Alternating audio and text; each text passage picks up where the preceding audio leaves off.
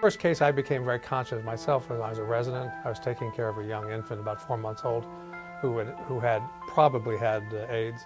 And I was a second or third year resident, and I really felt very good about my clinical skills. I felt very competent, and I had sort of achieved a level where I felt good about myself.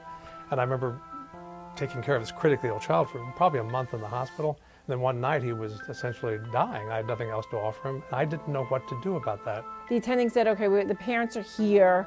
I think it's time that we have the discussion about withdrawal of support.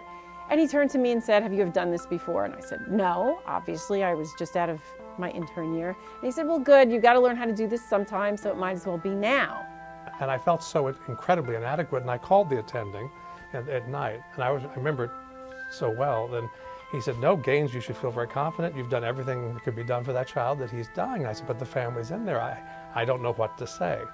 No one really told me anything. This was just something I had to do, as in, put an IV in that child. It was just a task. You have to do this. And I was so conscious of being so inadequate. I didn't know what I was saying.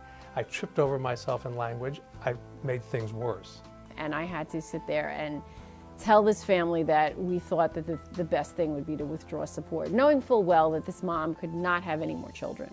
It was terrible. It was a terrible experience for me. I'm sure it was a terrible experience for the family. And I remember the dichotomy between being a good doctor, and I really felt very confident as a physician, but I felt so totally inadequate in caring for that last moment of life. And I always think about that family and whether or not,